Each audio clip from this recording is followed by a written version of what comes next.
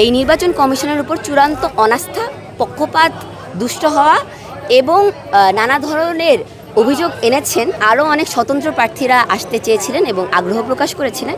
আমরা সবাইকে একসাথে নিয়ে এই নির্বাচনটা বর্জন করতে চেয়েছি।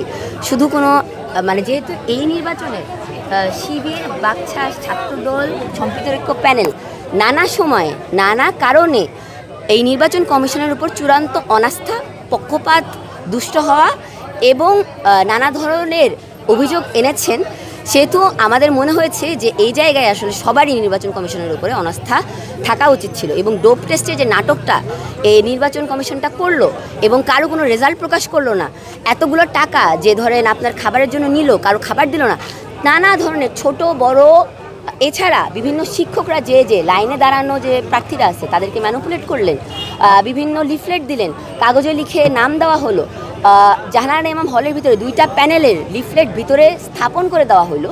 এগুলো আসলে চরম পক্ষপাত, দুষ্টতার একটা উদাহরণ। অবশ্যই পক্ষপাতিত্ব করছে, কিন্তু সে বিষয়ে আমি কমেন্ট করতে চাই না।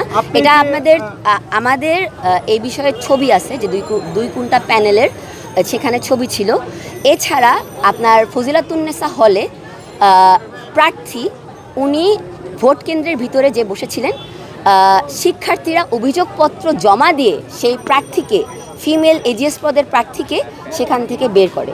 তো সব মিলিয়ে আসলে নানা ধরনের মানুষকে, নানা ধরনের পক্ষকে এই জায়গায় প্রশাসন এক ধরনের পক্ষপাত করেছে। যে অভিযোগগুলো করেছেন তার মধ্যে কিছু অভিযোগ আছে যেগুলো আপনার আগের, যেমন আপনার ড্রপ টেস্ট, তাহলে আপনারা তখনই বয়কট করতে নির্বাচন। আমরা দুইবার এটা শেষ মুহূর্তে না, এখনো তো ভোট কাউন্ট শেষ হয় না, এটা তো আপনি বলতে পারেন না।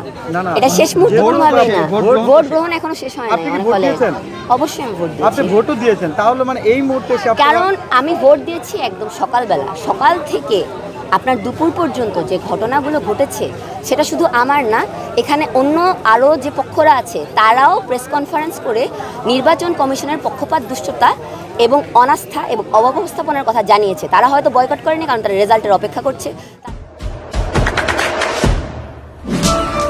দেশে দেশে সবার সাথে দ্য নিউজ।